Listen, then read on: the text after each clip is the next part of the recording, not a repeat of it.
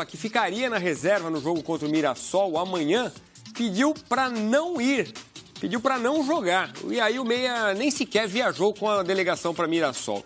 O provável destino do peruano é o Boca Juniors. Veja aí. A temporada 2018 mal começou, mas de novo promete ser dura com o São Paulo. Se já não bastasse o começo ruim nas duas primeiras rodadas do Campeonato Paulista, a seca de gols e a ira de parte da torcida, o tricolor ainda pode perder mais uma grande referência técnica do elenco, o peruano Cristian Cueva. Na tarde desta terça-feira, o site do clube informou que o jogador foi dispensado da viagem para Mirassol e está fora da partida desta quarta pela terceira rodada do Paulistão. Na nota, o diretor executivo de futebol, Raí, diz que Cueva pediu para não participar do jogo e que ele não está plenamente comprometido com a agenda do clube neste momento. E Raí completa, o São Paulo não abre mão do jogador. Cueva também se manifestou por uma rede social. Ele garantiu estar comprometido com a equipe, mas por ter sido informado que seria reserva contra o Mirassol, impossibilitando uma melhora física para o clássico contra o Corinthians, sentiu-se desprestigiado. Cueva diz que por isso vai analisar propostas. Nos bastidores há uma informação de que o peruano está forçando uma situação para ser negociado. Na noite da última segunda, Cueva revelou ao Fox Sports Argentina que um dos sonhos é jogar pelo Boca Juniors. Ele não descarta a possibilidade de atuar ao lado de Carlitos Tevez em pouco tempo. A relação de Cueva com o São Paulo ficou ainda mais desgastada nos últimos dias, quando o Meia se reapresentou com 6 dias de atraso em relação ao resto do grupo. A saída do Cueva seria mais um duro golpe para o técnico Dorival Júnior, cobrado pelo melhor desempenho ofensivo da equipe, que vive uma seca de gols neste início de temporada. Treinador quebra a cabeça para contornar as saídas de Hernanes e Lucas Prato. Eu acho que contratações são necessárias, mas eu não vou ficar aqui justificando o primeiro e o segundo resultado pelas contratações. Eu acho que nós não temos que dar desculpa nenhuma, nós temos é que enfrentar a situação, sabemos que temos que melhorar. No momento que nós estivermos com a equipe trabalhada e preparada, eu não tenho dúvidas que os resultados começarão a acontecer. Até então nós vamos oscilar bastante, mas eu não vou esconder uma realidade. Passei por isso em muitas equipes e não vai ser diferente com o São Paulo. Temos que ter essa paciência. E o São Paulo já chegou a um acordo com o atacante Trellis. Só falta realmente o acerto com o Vitória, time onde está o colombiano e com o qual ele tem contrato até o final do ano. Olha aí.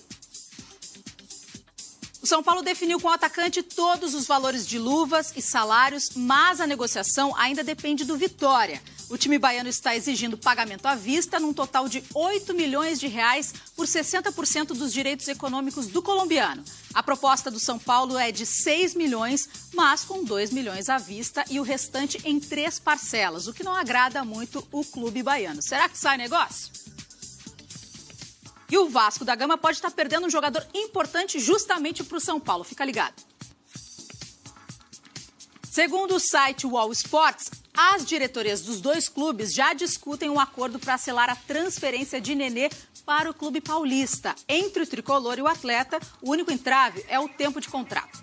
Desde que voltou ao Brasil em 2015, o camisa 10 disputou 128 partidas e marcou 41 gols pelo Vasco. Esse pode ser o 4º reforço do São Paulo para 2018.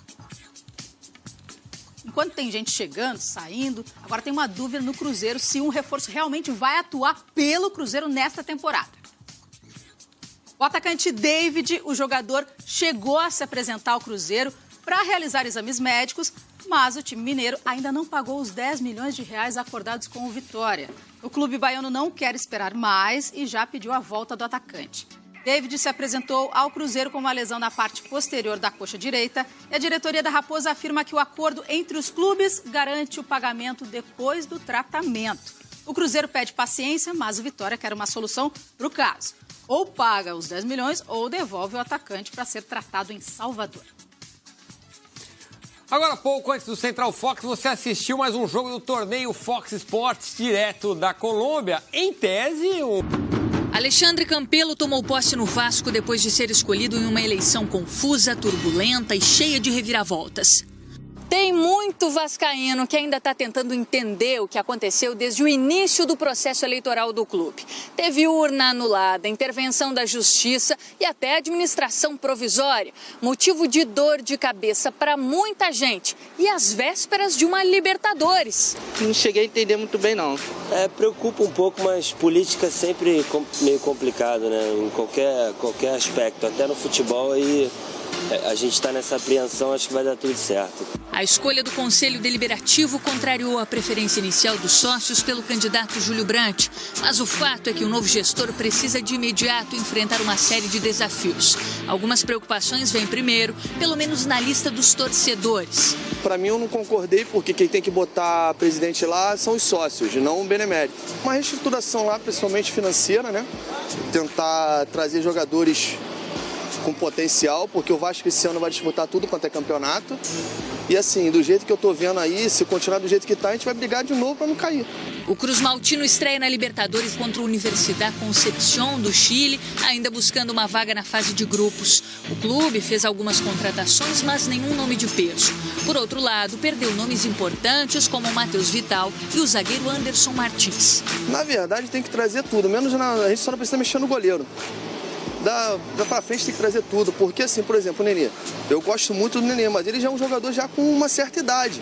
No caso, eu acho que o gente mesmo, um zagueiro e um centroavante. E o Luiz Fabiano, hein? Se recupera de uma nova cirurgia e não tem prazo para retornar aos gramados. Sobre ele, as opiniões divergem. Não tem jeito. Ele decepcionou a gente, cara. A gente pensava que ele ia fazer muito gol, ia ser o cara do time, dono do time, ia comandar, mas ele não correspondeu às expectativas. Espero muita coisa dele ainda, sendo que ele não tem culpa, né? Tá machucado, mas vamos esperar ele sim. Se Deus quiser, ele vai ficar bem e vai ajudar muito a gente na Libertadores aí. Em meio a incertezas e preocupações, pelo menos uma coisa é certa. O amor do vascaíno pelo clube e a esperança em dias melhores são maiores do que qualquer coisa. O técnico é muito bom. Tem que acreditar nele. É meu time e, apesar de tudo, eu sou vascaíno, não interessa. Na Série B, Série C, Série D, Série A, eu vou continuar sendo vascaíno. Enquanto isso, Luiz Fabiano estuda a possibilidade de rescindir contrato com o Vasco.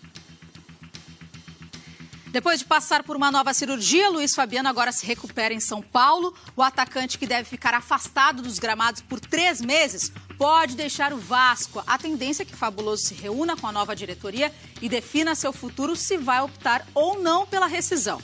Luiz Fabiano tem contrato até o fim do ano. Em 20 jogos pelo Cruz Maltino, o atacante marcou apenas 6 gols. Agora a gente volta a falar de Flamengo, porque a saída do Muralha para o futebol chinês deu o que falar e realmente viralizou nas redes sociais. Olha aí. Futebol japonês, né, gente? Ele foi. Separamos alguns tweets que vocês estão vendo agora na tela, de torcedores que não ficaram nada chateados com a saída do goleiro. Entre tantos que foram postados, apareceram frases como, aspas, né? Muralha fora do Flamengo, Deus seja louvado. Seja bem feliz no Japão e longe do Flamengo. Se o Flamengo mandasse o Muralha para a China, seria mais poético. E por aí vai, entre brincadeiras e despedidas com tom de deboche, muitos torcedores do Flamengo comemoraram a saída do arqueiro, que não foi bem no ano passado. Então, boa sorte aí para o Muralha no Japão. Isso aí, o Cruzeiro agora pode perder também um dos principais jogadores nesta temporada. Olha. Segundo o repórter Diego Bertozzi, a Raposa tem uma proposta do Al Hilal da Arábia Saudita por Thiago Neves, mas vai fazer jogo duro para liberar o jogador. A oferta seria tentadora, mas o time mineiro estaria disposto a dar um aumento salarial para manter o armador no Brasil. Thiago Neves é um dos ídolos do Al Hilal, onde já teve 2 passagens. Por lá, ele conquistou títulos e marcou 64 gols. Já o Atlético Mineiro ficou mais distante de um acerto com o Sport por Richelli. Segundo a imprensa mineira, o clube pernambucano não está disposto a liberar o volante por menos de 16 milhões de reais, valor referente aos 100% dos direitos econômicos do jogador. A diretoria atleticana deseja contar com o defensor por empréstimo de uma temporada, com obrigação de compra de 50% dos direitos ao final deste vínculo. A proposta, até aqui, não agradou ao esporte. Emily Lima, a primeira mulher a comandar a seleção brasileira.